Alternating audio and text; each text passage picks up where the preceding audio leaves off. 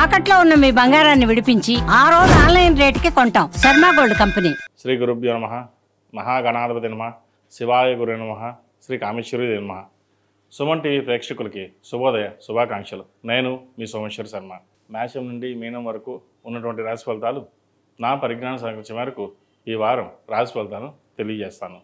ఈ రాశి ఫలితాలు ఈ నెల 13వ తేదీ నుండి 19వ తేదీ వరకు వర్తిస్తాయి. ముందుగా గోచారం. వృషభంలో శుక్రుడు, మిథునంలో రవి గురువులు, కర్కాటకంలో బుధుడు, కన్యలో కుజకేతువులు, కుంభంలో రాహువు, మీనంలో శని. అలాగే చంద్రుడు మకరం, కుంభం, మీన రాశుల్లో సంచారం.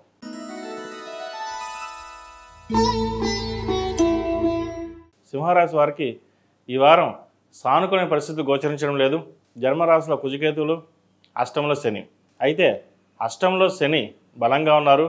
శని బలంగా ఉన్నారు కాబట్టి ఆరోగ్యరీత్యా ఎటువంటి ఇబ్బందులు ఏమి ఉండవు. అయితే జీవిత భాగస్వామితో కావచ్చు, వ్యాపార రీత్యా ఇబ్బందులు తలెత్తే విషయం గోచరిస్తోంది. భాగ్యాధిపతి అయిన శుక్రుడు దశమంలో ఉన్నారు. కెరీర్ పరంగా బాగానే ఉంటుంది. వ్యాపార పరంగా బాగున్నా కూడా ఏదో చిన్న చిన్న ఆటంకాలు ఎదురవుతూ ఉంటాయి.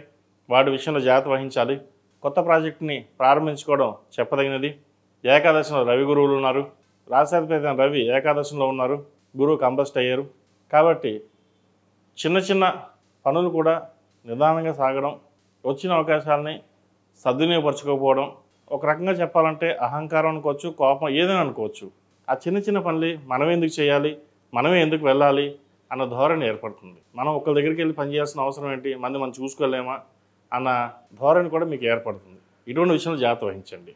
అదేవిధంగా వివాహాది శుభకార్యాల విషయంలో కాలం అనుకూలంగా ఉంది. మంచి సంబంధం కుదురుతుంది. ఎప్పటి నుంచో పెండింగ్లో ఉన్న సంబంధం ఈ వారం నెరవేరే అవకాశం గోచరిస్తోంది.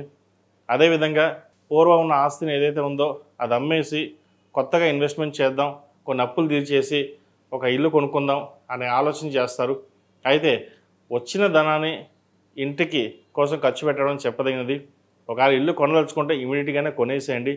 అది తర్వాత కొందాం లేదా ఒక నెల ఆగుదాం, మంచి రోజులు చూద్దాం అనుకుంటే అది అలాగే ఖర్చు అయిపోతుంది. అది ఏ రకంగా ఖర్చు అవుతుంది అనేది మేము చెప్పలేం. కాబట్టి సాధ్యమైనంత వరకు కొనడానికి ప్రయత్నం చేయండి. లేదా బంగారం మీద కావచ్చు, లేదా ల్యాండ్ మీద కావచ్చు, ఏదో ఇన్వెస్ట్మెంట్ చేయండి. డబ్బు మటుకు మీ చేతిలో ఉంచద్దు. ఎవరైనా మీకు అడిగారు అంటే డబ్బు ఇచ్చేస్తారు. తర్వాత వెనక ముందు చూసుకోరు. ఆ డబ్బు రాదు. అమ్మేసింది అయిపోద్ది, ఉన్నది పోతుంది. ఎవరో ఇంట్రెస్ట్ ఇస్తాము, డబ్బులు మాకు ఇవ్వండి అంటారు. అమ్మో ఇంట్రెస్ట్ వస్తుంది కదా, బాగానే ఉందని చెప్పి ఇంట్రెస్ట్ కూడా ఇచ్చేస్తారు. అది ఇంట్రెస్ట్ కాదు కదా, అసలు కూడా రాదు. కాబట్టి సాధ్యమైనంత వరకు నేను సింహరాశి వారికి చెప్తున్నాను, సాధ్యమైనంత వరకు ఫైనాన్స్ విషయంలో చక్కగా బ్యాంకులో వడ్డీ వేసుకుని, తక్కువ వడ్డీ అయినా సరే బ్యాంకులో మీకు సేఫ్గా ఉంటుంది. అంతకుమించి సేఫ్ ఎక్కడా ఉండదు. కాబట్టి ఇటువంటి విషయంలో జాగ్రత్త వహించండి. అదేవిధంగా భాగస్వామి విషయంలో చిన్నపాటి గొడవలు వచ్చే అవకాశం ఉంటుంది. మనస్పర్ధలు వచ్చే అవకాశం కూడా గోచరిస్తుంది. సప్తమంలో రాహు ఉన్నారు. మనసు పరిపరివిధాలుగా ఉంటుంది. మనకేంటి, వాళ్ళు మన మీద చలాయించడం ఏంటి అన్న అహంకారం కూడా ఎక్కువగా ఉంటుంది. ఇవన్నీ పక్కన పెట్టి సామరస్యంగానే వెళ్ళండి. జాతకం 50% అయితే 50% మన మీద డిపెండ్ అయి ఉంటుంది. మన కర్మకి మనమే బాధ్యులం. కోపం వచ్చిందనుకోండి, శాంతంగా 2 నిమిషాలు ఉండండి, అంతే. ఆటోమేటిక్ కోపం తగ్గుతుంది. అంతేగాని కోపం ఉంది కదా అని చెప్పేసి ఎక్కువగా రియాక్ట్ అవ్వడం వల్ల కూడా తర్వాత ఇబ్బంది పడే అవకాశం గోచరిస్తుంది. ఇటువంటి విషయాలు జాగ్రత్త తీసుకోండి. సంతానం సంబంధించిన విషయ వ్యవహారాలు చక్కగా ఉన్నాయి. మంచి శుభవార్తలు వినే అవకాశం గోచరిస్తోంది.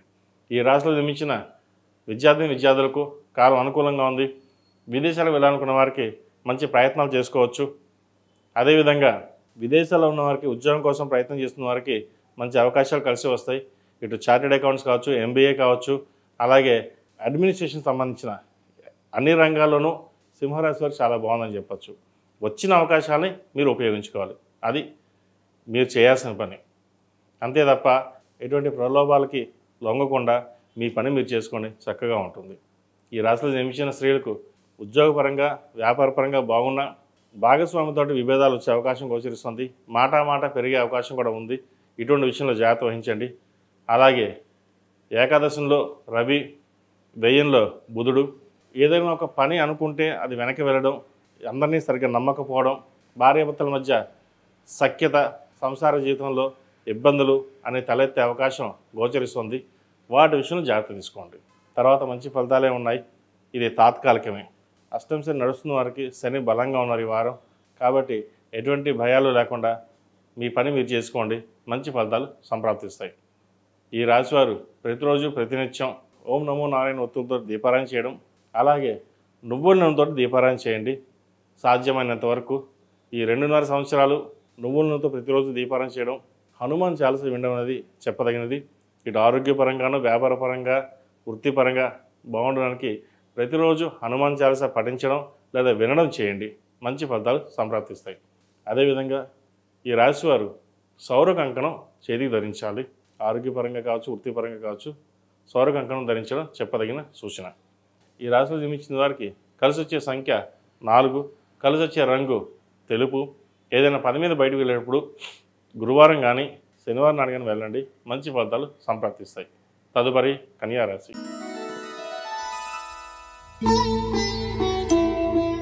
కన్యా రాశి వారికి ఈ వారం మంచి ఫలితాలు గోచరిస్తోంది.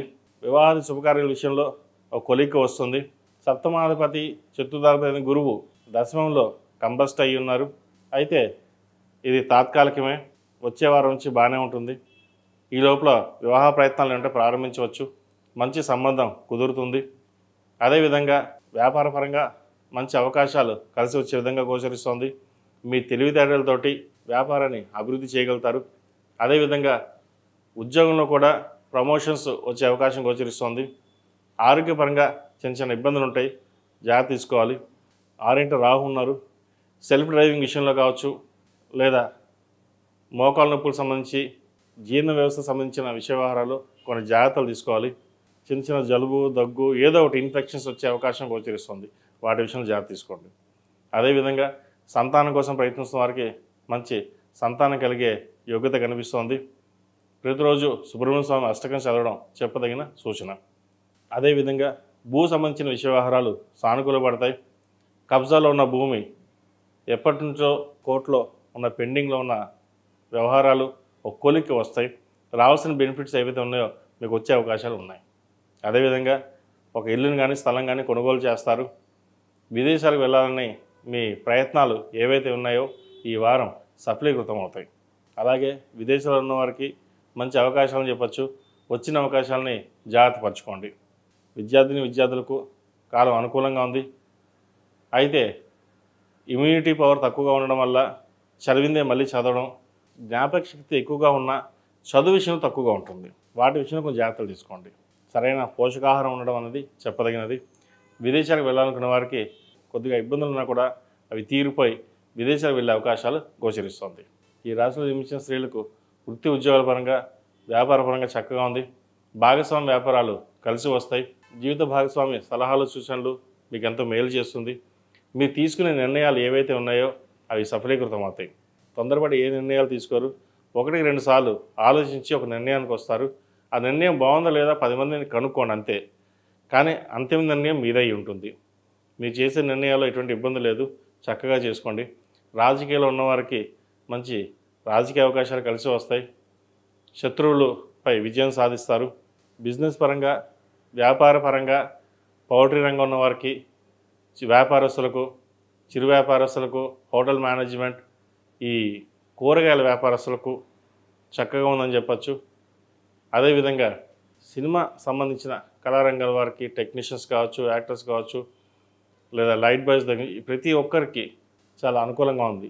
ద్వితీయ భాగ్యాధిపతి అయిన శుక్రుడు భాగ్యంలో ఉన్నారు. మంచి అవకాశాలు కలిసి వస్తాయి. అదేవిధంగా విహారయాత్రలు లేదా విదేశీ ప్రయాణాలు చేయవలసి రావచ్చు.